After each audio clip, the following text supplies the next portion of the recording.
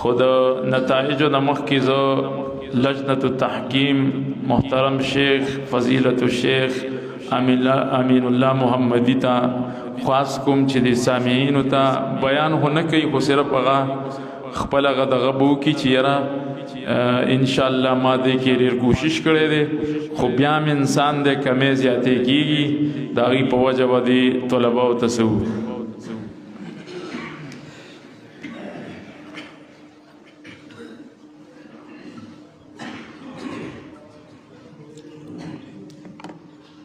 السلام عليكم ورحمة الله وبركاته. الحمد لله رب العالمين والعاقبة للمتقين والصلاة والسلام على أشرف الأنبياء والمرسلين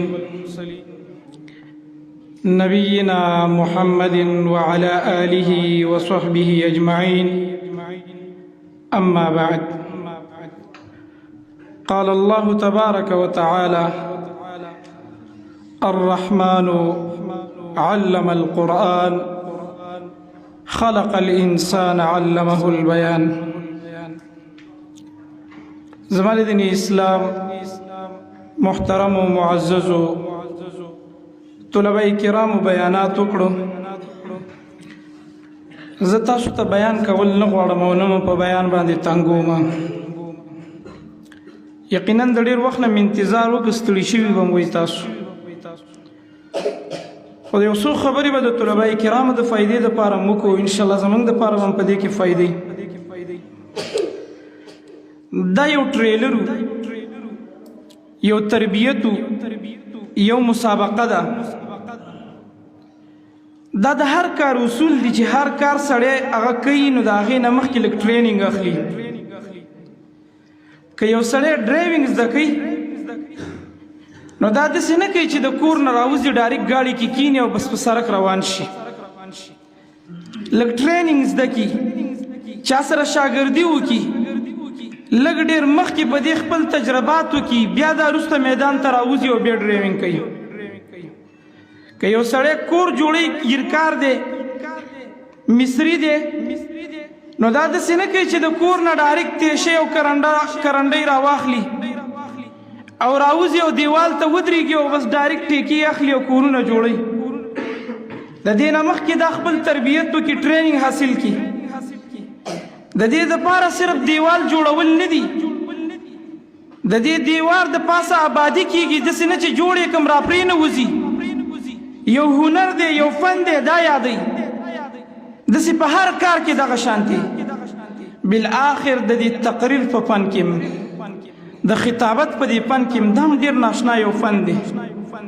ډېر خلک به تاسو کتلي تقریر به کوي، بیان به کوي، قرآن به بیانوي، حدیث به بیانوي، خو بیا به هم د هغه دعوت مؤثر نه وي، اثر به نه کوي. دا ولې؟ نو د ده په دې بیان کې به څه ناڅه نقصاني. دا چې چا مخکې نه ټریننګ حاصل کړی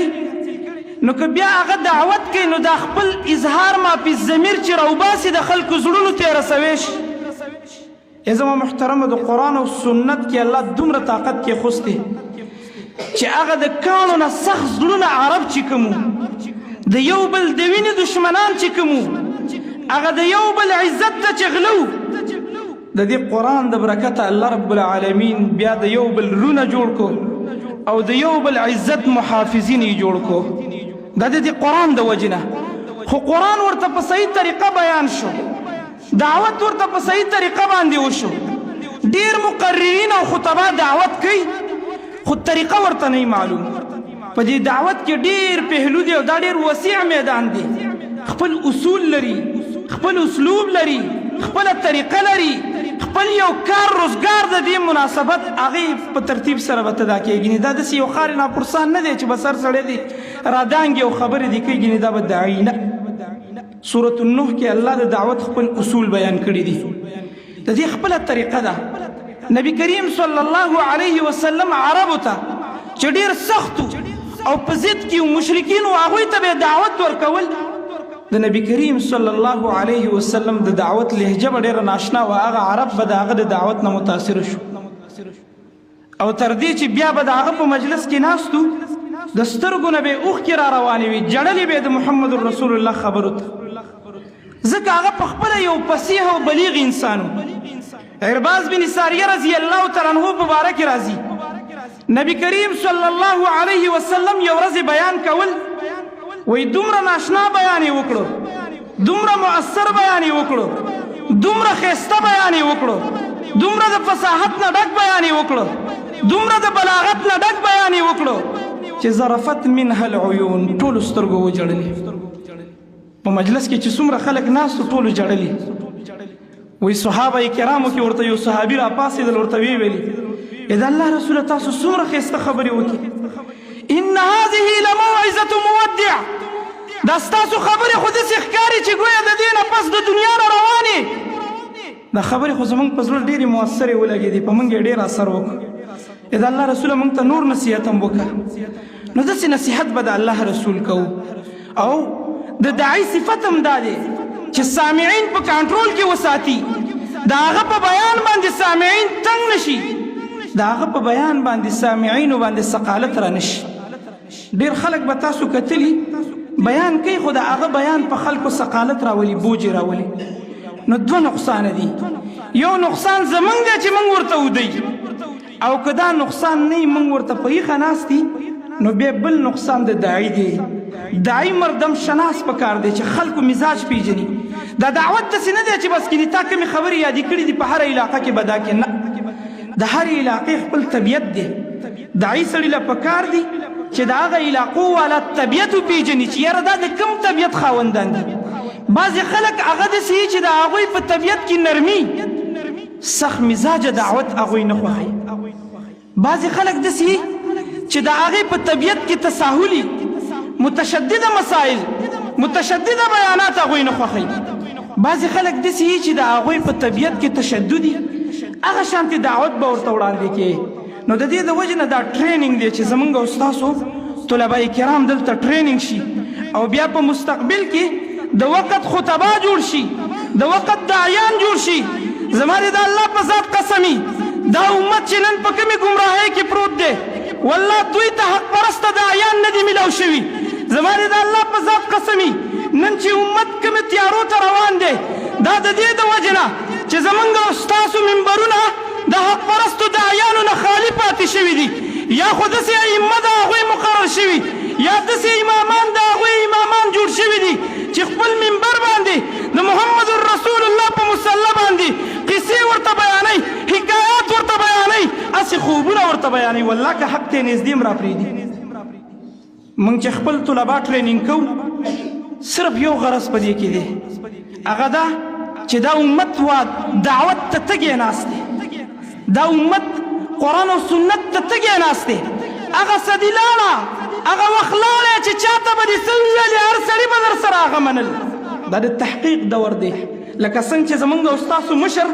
علامه احسان الهي زهیر به فرمایل چې دا صدي د اهل حدیثو صدي ده الحمدلله اهل حدیث څه د فرقې نوم نه دی د یو طایفي نوم نه دی د یو فرقي او د یو مذهب نوم نه دی دا یو صفاتي نوم دی هر سړی چې په حدیثو عمل کوي او د حدیثو مطیع او تابعدار او فرمانبردار هغه اهل حدیث موږ نه وایو چې ته ځان ته اهل حدیث ووایه خو د محمد رسول الله په سنتو عمل وکړه ته هم اهل حدیث نو د دې د وجې نه ډېر مبارک پروګرام زه خپل ورور برادر مکرم فضیلت الشیخ ابو وائل فضل حبیب حفظه الله تعالی بی انتها شکریہ ادا کوم چې دې مبارک مجلس کې موږ ته شرکت راکړه او موږ ته موقع راکړه چې دلته رالو زما نن خطبه وه په ثوابۍ کې هلته د خطبې نه پس بعضې ملګرو سره ملاقاتونه خو د دې پروګرام او د مبارک حفل او د مجلس د وجې نه هغه پروګرامات ما کینسل کړه ملاقاتونه مې چې دلته ورسېږم ځکه دا یو د خیر کار دی چې راغلم نو شیخ صاحب راته دا ذمواري را په حواله کړه نو کومو طلبه کرامو چې بیانات وکړو زه ټولو ته انعام دا ټول د انعام مستحق دي ځکه چې محنت یې کړی دی دا ډېر ګران کار چې د عوامو په درمیان کې ودرېږي او ته ورته یو څو خبرې کې ډېر روپ په سړي راولي او بیا د قرآن او سنت خبرې به هم بیا داسې کې چې هغه په اصولو باندې ګډې وډې به نه وې زمونږ او ستاسو بیانات هم الحمدلله په حق باندې بنا دي قرآن او سنت د دې له کیرې نه به نه وځي هسې قصې او خوبونه کهانیانې به نه وي په دلایلو تاسو طلبه کرام وګتل تاسو ته دلایل بیان که بیان یې که که نه درته ویلي به پلانکی کتاب کې دا خبره ده، حدیث دې پلانکی کتاب نقل کړی دی، قرآن کې الله فرمایي. نو دا دلایل دوی بیان کړ، ټولو ښه محنت کړی دی، ټول د انعام مستحق دي، خو چې محنت یې کړی دی ځکه د قرآن اصول وعن لیس للانسان الا ما سعى، د انسان د پاره هر هغه څه دي چې هغه محنت کړي هغه محنت به هغه ته ملاویږي. بعضې طلبه کرامو ډېر محنت کړی دی، لہذا هغوی ته به انعامات میلاو شي. نو موږ چې کومې نمبرې ورکړي دي دا هم په دې یو طالب به یې ښایسته بیان به یې کړی، خو اشارات به د هغه ګډوډي، نو د هغې په اساس باندې د هغه نه نمبرې کټ شوي دي. لہذا موږ امید ساتو چې انشاءالله تعالی تاسو به زموږ په دې نتیجه باندې دا کومه چې موږ تیاره کړې ده مطمئن بئ، او الله ګواه دی چې موږ پکې ډېر د انصاف نه کار اخیستی دی، ځکه تاسو ټول موږ ته د دې یو لاس په شانتي د یو ګوتو د دې لاس د دې یو شانتي ګوتو په شانتي یې. په دې کې نه تاسو ته زه چاته داسې ورکوم چې هلکه دا سړی داسې دی چې زما خپل دی پېژنګلو دی نمبرې به ډېرې ورکوم. انشاءالله د انصاف نه موږ کار اخیستی دی. الله رب العالمین نه دعا ده چې الله رب العالمین دې موږ او تاسو ته په قرآن او سنت باندې پوهه را نصیب کړي، او الله رب العالمین دې زموږ دا بچي چې دلته ولاړو او تقاریر یې کول د وقت ائمه خطبا داعیان وګرځئ. اقول قولي هذا واستغفر الله لي ولكم ولسائر المسلمين فاستغفروه انه هو الغفور الرحيم. جزاكم الله خير.